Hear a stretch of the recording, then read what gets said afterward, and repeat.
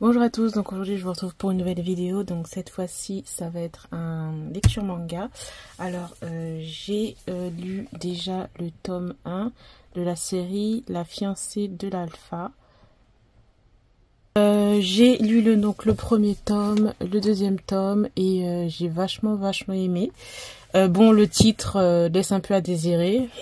Donc c'est de l'Omégaverse et j'ai vraiment beaucoup aimé. Donc nous avons ce personnage.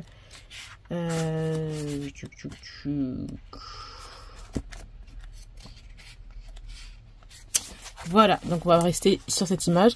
Donc nous avons ce personnage là qui est en fait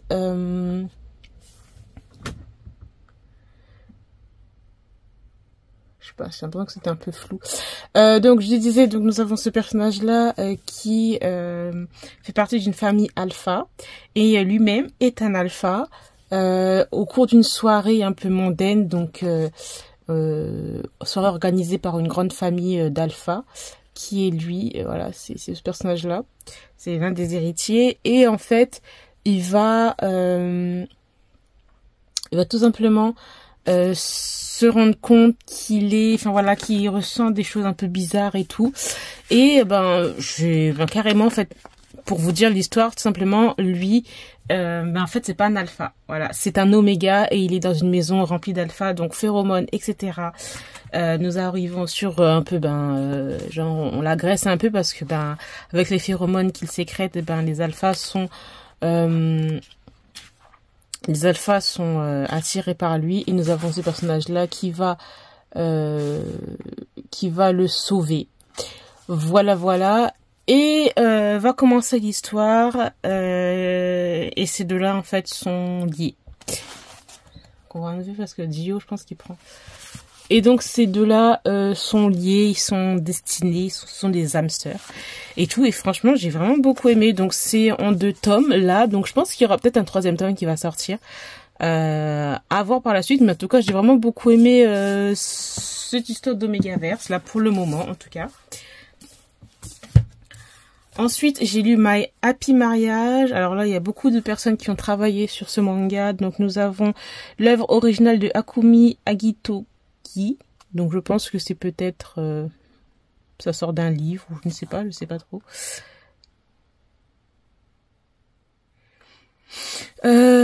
Ensuite donc Rito Kosaka et les dessins, le design des personnages Tsukioka. Voilà, nous avons beaucoup de personnes qui ont travaillé sur ce manga là. Alors, j'ai bien aimé, mais ça n'a pas été un coup de cœur. Voilà, donc à voir quand je vais acheter le tome 2. Je pense qu'en lisant le tome 2 et peut-être le tome 3, je ferai peut-être mon avis. Mais ça n'a pas été un coup de cœur. L'histoire est quand même pas mal, dans le sens où c'est un peu fantasy. On a ce personnage-là qui est un petit peu une Cendrillon, j'ai envie de dire, dans une famille où tout se passait très bien, etc. Sa mère est décédée, son père s'est remarié et il a eu une fille. Donc voilà, à partir du moment qu'il a eu la fille, il a délaissé sa propre fille et la traite vraiment très mal. Sa belle-mère est une connasse, voilà. Sa demi-sœur est une peste invétérée. Et voilà, elle ne mange pas à sa faim. Franchement, il la délaisse d'une façon, la traite vraiment très mal, alors que elle vient quand même d'une famille assez ancestrale et tout. Malheureusement, elle a pas été, enfin dans ce premier tome-là, dans tous les cas, elle n'a pas hérité d'un pouvoir. Donc c'est pour ça aussi qu'ils la mettent de côté. Et elle va se retrouver mariée à ce personnage-là qui a une certaine rumeur qui court autour de lui comme quoi il traite mal les gens, toutes ses fiancées sont parties parce que il était mauvais, etc. Et on va rencontrer ces 2 personnages là et au final il la traite mieux que quiconque en fait et il est pas si méchant que ça. Donc voilà, les dessins sont vraiment très jolis, je trouve. Donc voilà, je verrai pour le tome 2 et le tome 3. Et puis si c'est pas un coup de cœur, j'arrêterai la série. Mais voilà. Ensuite, j'ai lu le tome 14 de Gift Million Plus de Yuka Nagate. Tome 14 que j'ai vraiment aussi beaucoup aimé. Là, on a un peu plus de renseignements sur tout ce qui tourne autour du trafic, parce que c'est vraiment un trafic d'organes, un trafic d'humains, un trafic de prostitution, un trafic de prostitution de mineurs aussi. Et on a un peu plus de révélations sur certains personnages. Et j'aime beaucoup l'enquête. Franchement, je trouve que au fur et à mesure des tomes, il y a des tomes quand même qui sont un petit peu moins bons. Ce tome 14 là, j'ai trouvé qu'il était assez rythmé dans tout ce qui se passait dans les événements, etc. Donc j'ai très hâte de lire le tome 15. Ensuite, j'ai lu le tome 1 de Caché sous son masque de Mitsuru Sangu chez Anda Collection. Celui-ci aussi, j'ai bien aimé. Il n'y a pas de scène olé olé. C'est une histoire de deux personnages. T'en as un, en fait, celui-là, qui a été un peu traumatisé quand il était au collège, si je me trompe pas, collège ou primaire. Et à partir de ce moment-là, il a eu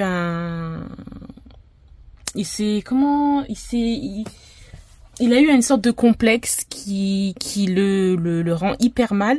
Et depuis, il porte un masque. C'est pas parce qu'il est malade ou quoi qu'est-ce. Et nous avons ce personnage-là qui est intrigué par lui. Et va commencer leur petite histoire. Et j'ai bien aimé franchement cette petite histoire. Il n'y a pas des scènes, comme je disais, olé olé toutes les 2 secondes. Mais c'est pas mal. Il y a une bonne petite tension entre les deux personnages. Et j'ai hâte de lire le tome 2. Ensuite, j'ai lu La forme des sentiments de Omoru Mita, le tome 1.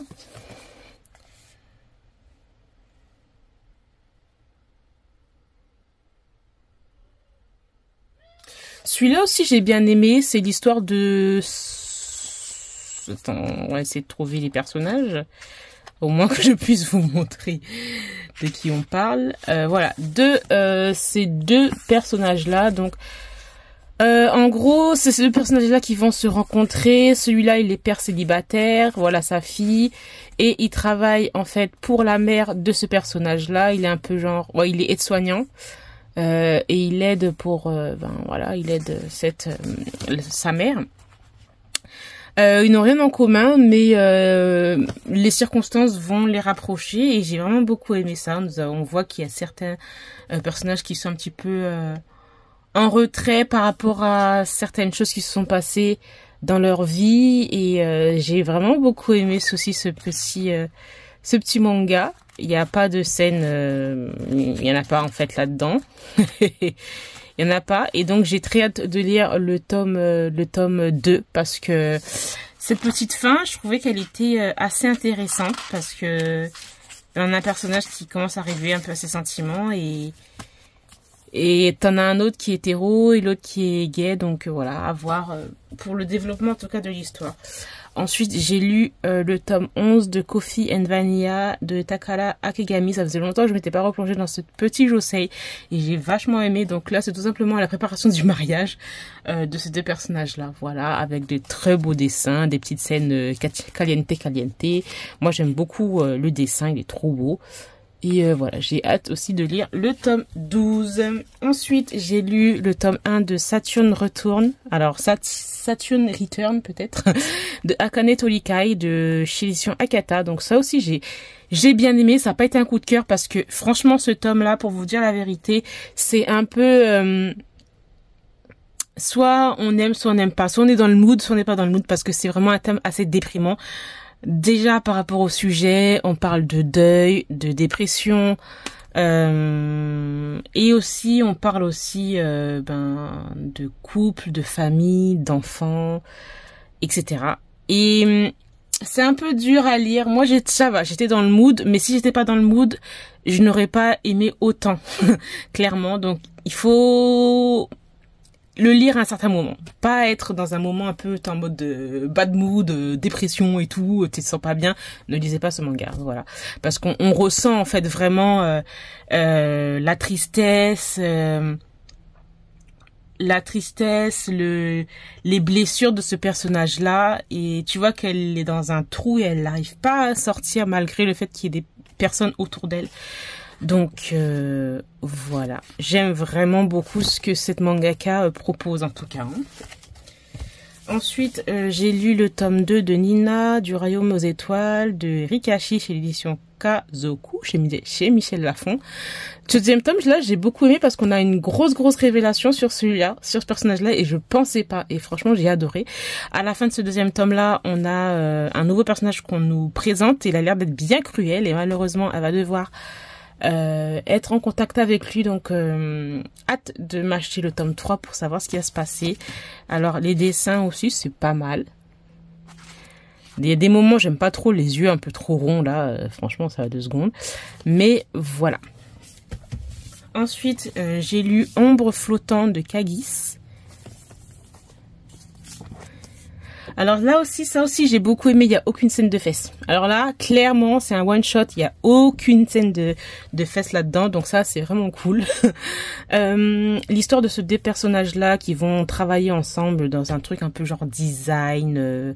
Je sais plus exactement c'est quoi. Attendez que je lise. Je sais plus.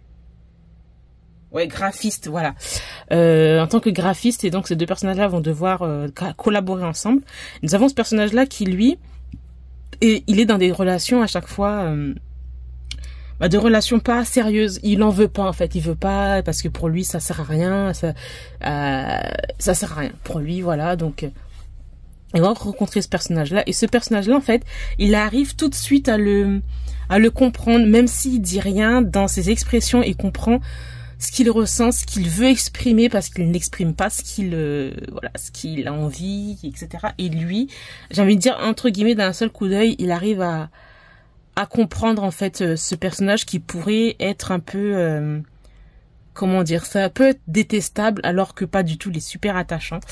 Donc voilà, j'ai adoré. Franchement, ça je pourrais le conseiller à tout le monde. Hein. Il n'y a aucune scène de wolé wolé. Voilà. Ensuite, j'ai lu Sotus, le tome 1 donc le dessin de Kei et l'histoire de Bittersweet. Voilà, donc le tome 1. 2 dramas éponymes, voilà, que j'ai adoré, drama thaïlandais que j'avais adoré. Donc là aussi, ce premier tome-là, j'ai beaucoup aimé, même si le début me saoulait. Parce qu'en fait, et c'est ce qui me saoulait aussi dans le drama, c'est en fait l'histoire de Sotus, ça se passe dans une université et surtout à la fac d'ingénieurs. Et en fait, ils ont une sorte de, ils appellent ça des hazers. C'est un peu, comment expliquer ça en français? C'est les leaders en fait de leur groupe d'ingénieurs, et en fait ils font tout le temps genre une sorte de réunion, de réunir tous les nouveaux étudiants, etc. Et ils font un peu une sorte de Heather, comment c'est en anglais, ça se dit comment Heather? En français c'est comment Heather? C'est un peu genre les trucs que tu vois à l'université où on fait un peu des l'université américaine où on fait je trouve pas le mot, c'est un truc de ouf. Quand on fait des sortes de pranks, oui, vous devez faire ci, oui, vous devez faire ça. Enfin, des choses comme ça. J'arrive pas à trouver le mot, franchement, je suis désolée, bref. Et donc, voilà, ils sont censés, les nouveaux étudiants sont censés, en fait, écouter et obéir, disons, à lui et à tous leurs aînés de la faculté. Et nous avons ce personnage-là qui, lui, entrave tout ça, voilà. Parce qu'en fait, Sotus, comme ils le disent, c'est... Voilà, Seniority, Order, Tradition, Unity, Spirit.